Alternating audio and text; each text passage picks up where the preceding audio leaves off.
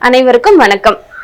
இந்த அரைஜான் வயிறு மட்டும் நம்ம உடம்புக்குள்ள ஒரு உறுப்பா இல்லைன்னா இந்த உலகம் இவ்வளவு வேகமா இயங்குமா அப்படின்னு பாத்தீங்கன்னா ஒரு பெரிய கொஸ்டின் மார்க் தான். இல்ல, இந்த வயிறுக்கான உணவை பத்தி தான் இந்த வீடியோல நம்ம பேச போறோம்.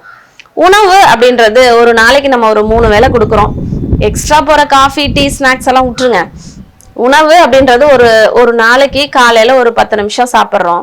அதுல என்ன ஒரு பரபரப்பு! அந்த உணவுக்கு ஒரு 10 நிமிஷம் நம்மளால கொடுக்க முடியறது இல்ல.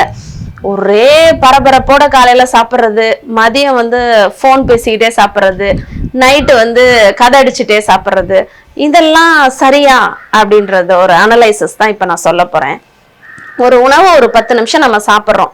ஆனா ஒரு சாதமே வச்சுக்கோங்க, அது ஒரு 6 மாசத்துக்கு முன்னாடியே ஒரு விவசாயி விதைச்சிருக்காங்க, அதை அறுவடை பண்ணிருக்காங்க, அதை ஒருத்தர் ப்ரொக்யூர் பண்ணிருக்காங்க, ஒரு கடையில நம்ம வீட்டுல இருந்து போய் வாங்கியிருப்பாங்க, அதை சமைக்கிறதுக்கு ஒரு பிளான் போட்டிருப்பாங்க நம்ம வீட்டுல.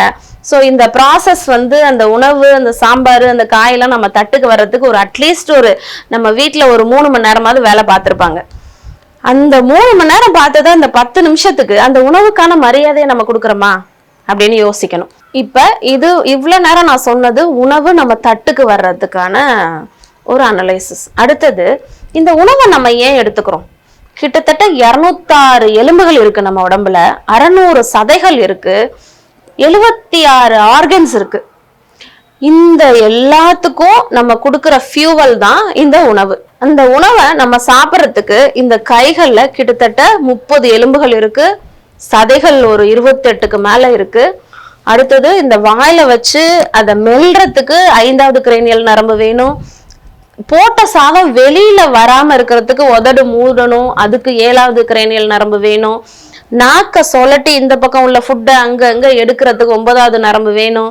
முழுங்குறதுக்கு 10வது கிரேனியல் நரம்பு வேணும். இப்படி இவ்வளோ நரம்புகள், இவ்வளோ சதைகள் இயங்கி நம்ம அந்த ஃபுட்டை உள்ள தள்ளுறோம். இது மட்டும்தாங்க நம்ம கையில இருக்கு. உள்ளுக்குள்ள போனோன்னு அது என்னென்ன ப்ராசஸ் நடக்குது? ஃபுட்டு எல்லாமே மேக்ரோ மாலிகுலா மைக்ரோ மாலிகுலா மாறுது, அப்புறம் ஒரு அசிமுலேஷன் நடக்குது, ஒரு எனர்ஜி ஆகுது, ஒவ்வொரு செல்லுக்கும் அதை எடுத்துட்டு போகுது. ஒவ்வொரு செல்லும் சர்வைவ் ஆகிறதுக்கு இந்த உணவு ரொம்ப ரொம்ப முக்கியம். இதை என்னைக்காவது நம்ம யோசிச்சு பார்த்திருக்கோமா? ஆக்சுவலா நம்மளோட பாடி அப்படின்றது நம்ம ஃபீலிங்ஸ் தான், நம்ம உடம்பு ஃபீலிங்ஸ் தான். நான் டாக்டர் வேணி அப்படின்ற ஃபீலிங் எனக்குள்ள இருக்கிறனாலதான் நான் இந்த உலகத்துல வாழ்ந்துட்டு இருக்கேன். அதே மாதிரி உணர்வுகளால ஆனதுதான் நம்ம உடம்பு. ஆனா உணர்வு ரீதியா நம்ம உணவு அருந்துறத செய்யறோமா அப்படின்னு பாத்தீங்கன்னா ஒரு 90% செய்யறது இல்லை. காலத்துல எல்லாம் உணவு அருந்துறதுக்கு முன்னாடி என்னென்னவோ ஃபார்மாலிட்டி எல்லாம் செஞ்சு சாப்பிட்டுருக்காங்க. பட் இப்போ ஜஸ்ட் லைக் தட் மெக்கானிக்கலா நம்ம சாப்பிட ஆரம்பிச்சிட்டோம்.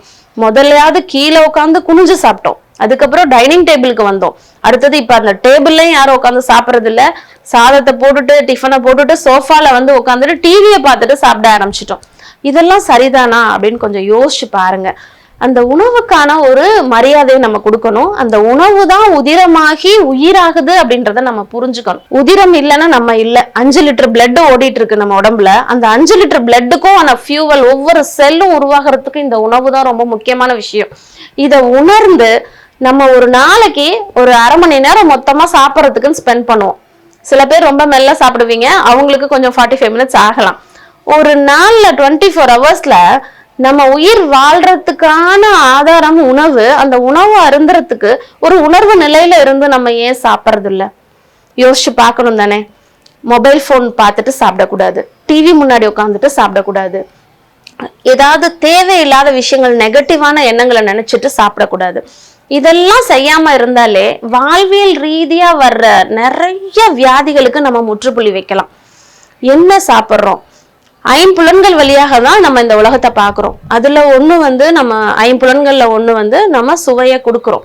அந்த சுவையை கொடுக்கும்போது உணர்வு ரீதியா கொடுத்தோம்னா இந்த உணவு எனக்கு ஆரோக்கியத்தை கொடுக்குதுன்றத நினைக்கணும். அந்த உணவு அருந்துறதுக்கு முன்னாடி இந்த உணவுக்கு நன்றி, உணவு அளித்த இயற்கை தாய்க்கு நன்றின்னு சொல்லிட்டு இந்த உணவு தான் என் உயிரை காப்பாற்ற போகுது, நான் அதனால ஆரோக்கியமா இன்றைய பொழுது நான் செலவழிக்க போறேன்றத உணர்ந்து நம்ம உணவு அருந்தணும்னா நிறைய வியாதிகள்ல இருந்து வெளியே வரலாம், நம்ம எதிர்மறை எண்ணங்கள்ல இருந்து வெளியில வரலாம், நம்ம லைஃபே ரொம்ப பியூட்டிஃபுல்லா இருக்கும். அதுக்காக தான் இந்த பதிவு. ஃபாலோ பண்ணலாமா? ரொம்ப கஷ்டமான விஷயம் இல்லைன்னு நினைக்கிறேன். நமக்காக நம்ம ஒரு உணர்வு ரீதியா இருந்து உணவு அருந்தணும். இதை நீங்க செஞ்சுட்டு ஒரு மாசம் ஃபுல்லா செஞ்சுட்டு என்ன ஃபீல் பண்றீங்கன்றத சொல்லுங்க. நன்றி, வணக்கம். மூளை நரம்பியல் குறித்து மருத்துவர் வேணி அவர்கள் எழுதிய தலைவலியே உன் முகவரி என்ன மற்றும் மூளை எனும் மூலவர் பக்கவாதத்தையும் வெல்லலாம் என்ற 2 புத்தகத்தின் வழியாக விரிவாக தெரிந்து கொள்ளலாம். புத்தகம் தேவைப்படுபவர்கள் ராக்ஃபோர்ட் நரம்பியல் மையத்தை தொடர்பு கொண்டு பெற்றுக்கொள்ளலாம்.